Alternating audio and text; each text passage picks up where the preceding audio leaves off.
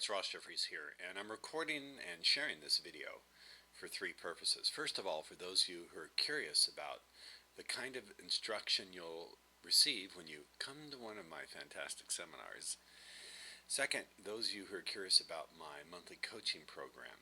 We put 4 or 5 of these instructional video modules every month into the exclusive members area, as well as giving you the opportunity to talk to me live 4 times a month. So this is an example of what you get in the coaching program. And finally, the topic, demonstrating dominance, is one that I think is of great interest to guys who want to up their game with women. There's a lot of confusion about dominance and domineering and being a jerk, and this video draws some interesting distinctions, and also I demonstrate what I'm teaching as I teach it with a female volunteer. This is one of the great things about coming to a live event. You get to witness as I play with the women in the audience, and you actually see the responses. So let's get going with this. I'm going to switch to let's see, full screen, and we'll get going. Women, And here we a go. lot, listen to me, most women, a lot of the time, here are my qualifiers, most women, a lot of the time, feel very good being given a strong lead. Now, I didn't say domineering. Many of us have issues with abusive fathers. There are people in here who have been beaten by their fathers. I know, maybe, I'm not being funny, maybe raped by their fathers, verbally abused, emotionally abused. We have confused dominant with abusive. Many of us recovering nice guys, whether we've had a history of abuse or it's just a bad habit, often have an issue with being dominant with women. We think it means being abusive or acting in painful ways, and in fact it doesn't. It doesn't even mean doing anything dramatic that most people would even notice. This is a really cool thing. You can actually be subtle and be dominant with women. It's the subtle dominance. It's far more powerful than the alpha male chest beating and strutting around wearing peacock feathers.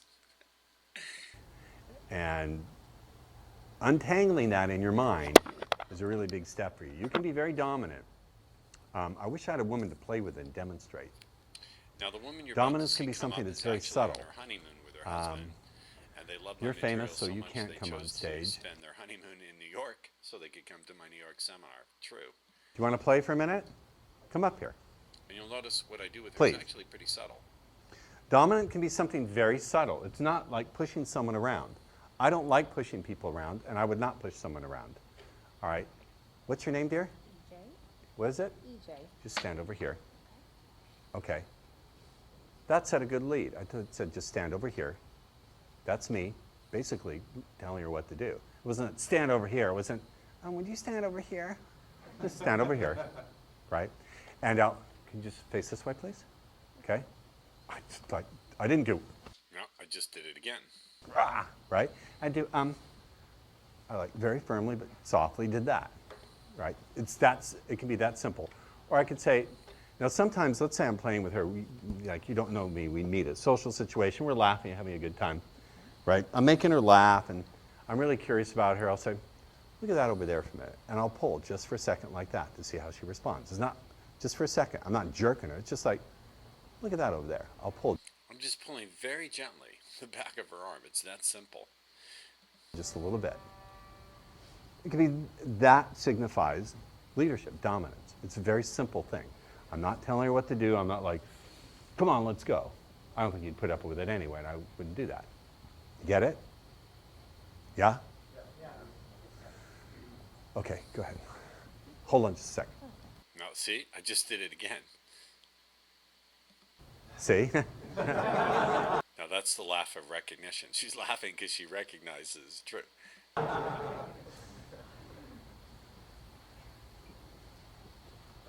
She's looking to me for what do you want me to do next, see? Right? See, notice if you count in that period of time, there's the advantage of having instant replay. She'll look to me for guidance. So she laughs, she looks to me for guidance. She looks to me for guidance 2, 3 times, 4 times, 4 times in the space of, like 3 seconds. So that's a lot. And, you know, people in the pickup community talk about indicators of interest. Screw that. How about indicators of compliance? I'm going to coin a new term. Watch, this is going to start flying through the community in the space of a few weeks. they'll claim it for themselves. I, Ross Jeffries, am trademarking here. Indicators of compliance, that they keep looking towards you for guidance. And one way to do this is to direct their attention outward. And once you direct their attention outward at something you're both looking at, notice how often they turn to you. Indicators of compliance. Try it.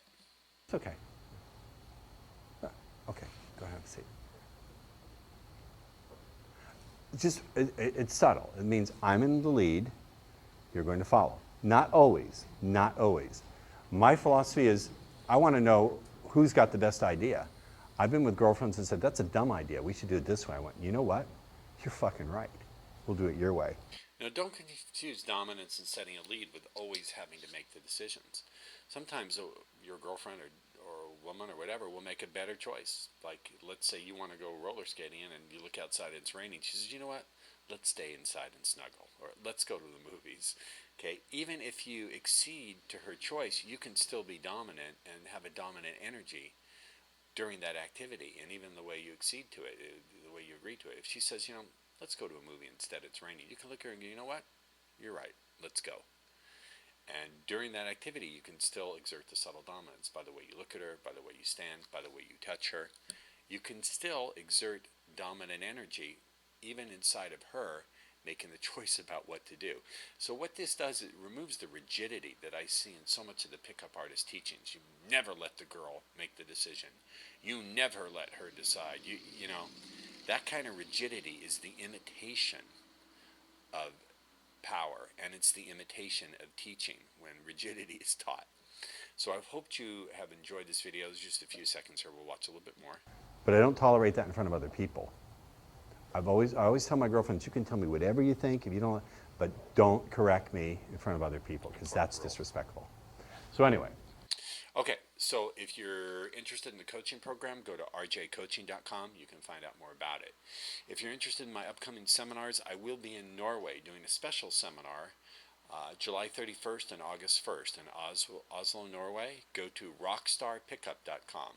I'm not actually promoting it through my own website. Go to rockstarpickup.com.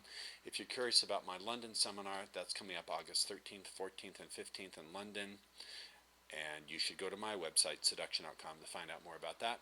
I'd love to hear your comments about this video, the quality of the teaching, and the concepts I've discussed.